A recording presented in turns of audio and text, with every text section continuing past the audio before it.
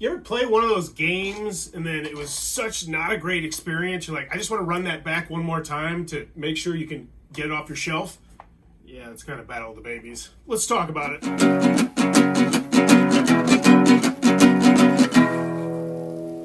What does that even mean, Bowers Game Corner? Ahoy there, YouTube! We're back again today for another Thoughts from the Corner. We're good friends Ronnie and Adam. Yep. And we're here talking about Battle of the Babies. Battle your friends and look at cute babies. This one is from Stuffed Horse Games for ages 10 plus, 2 to 4 players. Take you 60 minutes to play, even though that is massively overcompensating. But before we get into our thoughts on it, let's show you how it's played. Ready then. So this is what it's going to look like when you have Battles of the Babies set up.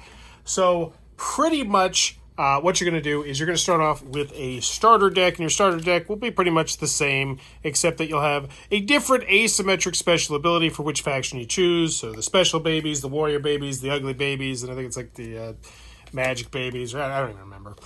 But each one's going to have their own unique special abilities, but most of what you're going to get are money, a weak attack card, and then a passive card. You're probably going to trash most of these things, because honestly the most interesting aspect of the game, in my opinion, one of them, is the fact that each one of your starter cards has a little trash can symbol on it, which means that you can just trash it as long as you don't use it on your turn, and you can just get rid of your starter cards pretty much whenever you want, as long as you don't spend them, and it's advisable to do that. So on your turn, what you're going to do is you're going to draw up to 5 cards, and then you're going to purchase cards out from the center. So there's 2 separate rows and then 2 fixed spots. So these are just the money cards, pretty much, the King Baby and the Princess Baby, which, 3 bottles, and that's going to be the currency in the game, as you can see. So when you buy a card, it goes into your discard pile. This is the Princess Baby. I'll give you $3, but it's going to cost you 6. Down here are cards that are going to go into your hand. So these will, they'll go into your discard pile, then you'll shuffle them back up, and then they'll start going into your hand. And they'll have a variety of different special abilities. Passive babies are going to be babies that will actually stay out in front of you and do defense. And then they also might have a special ability that you can utilize once they get into your hand. So they'd be in your hand, you'd be like, now I got this worthless baby out, which means place card in the bottom of your deck when defeated. Oh, so that one's just going to go to the bottom of your deck. You'll get it quicker. Now, the other interesting thing about the passive babies is you don't have to destroy them according to the rules. You can just leave them out there for your passive special ability, but at the cost of getting hit in the face, and you'll use your little card here to identify how much health you have. Your goal is to try and defeat everyone else at the table. On the top row, though, are going to be cards that don't go in your hand. They'll actually go next to... let's clear out some stuff. So pretty much this is what you'd have going on here. Let's pretend that's your discard pile. This is your draw pile. If you purchase some of these battle plan cards, you pay the cost at the top right, and then they go over here. Now, you can't use them on your turn, but in the future, and everything's immediately replenished as soon as you do it, you can use these during your turn. So they'll let you do extra damage, or heal yourself, or make people discard cards, or potentially steal somebody else's cards, or block a whole boatload of stuff.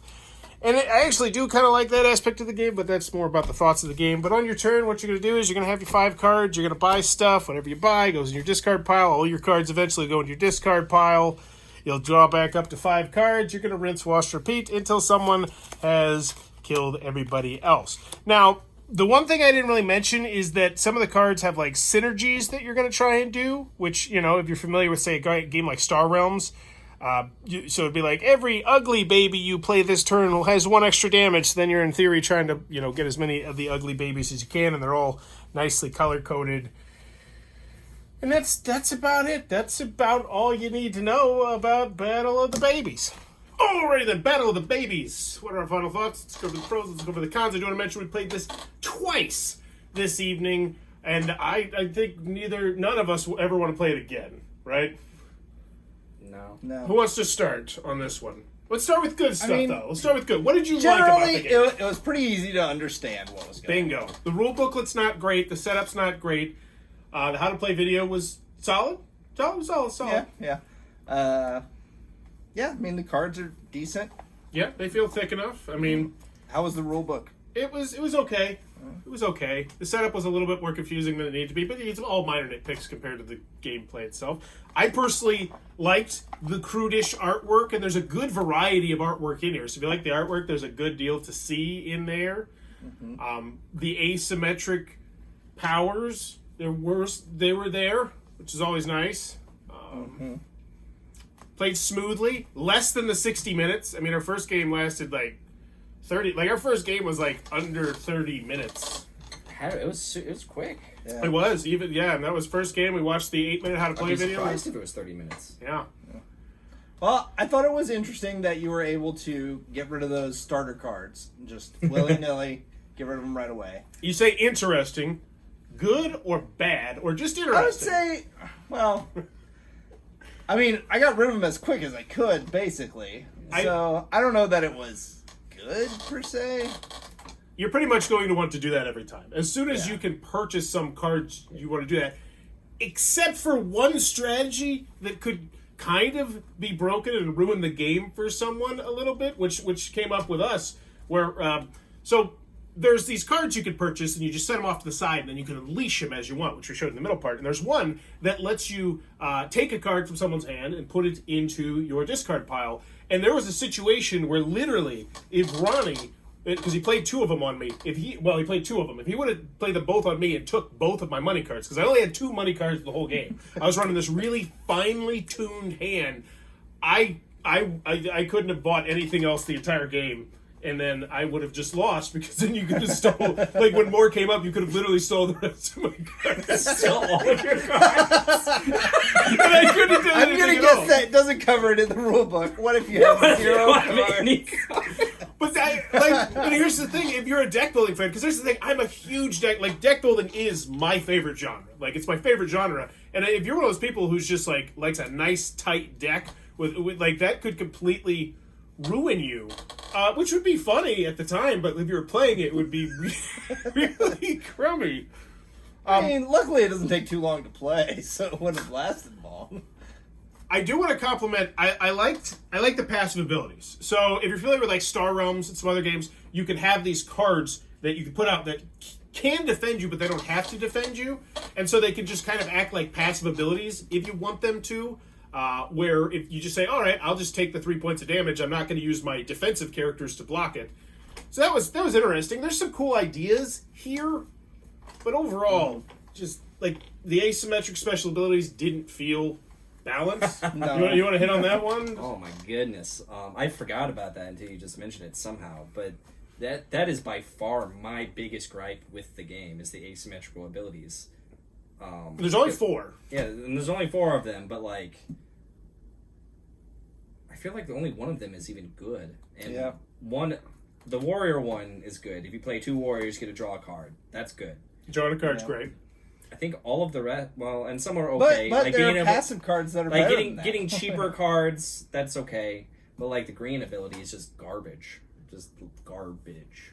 It didn't seem like there was a viable way to play into it. And that's kind of why, like, we played the first game, and it was like, oh, none of us are having fun. But I was like, nah, I just come on, let's run it back. And I took your special abilities. And I didn't use it once just because it didn't seem like it was viable to steer into it at all. And it's just... Yeah, I don't know what kind of thought went into balancing the game, but I would love to hear some kind of explanation on how ugly babies are anywhere near as good as the other cards, because that green ability is crap. And here's the other thing. It feels like the only strategy is to trash your starting cards. That is the only strategy. Oh, absolutely. I mean, if you want to win, you can obviously have other strategies. I mean, I did figure out who this game is for. So, like, if you played Dominion... Say babies. No, babies. But if you played this game... If you played Dominion and you thought the card Chapel was not good enough, you're like, oh, man, I need a card that's better than Chapel. Chapel's crap. Well, this just has Chapel built in. You can...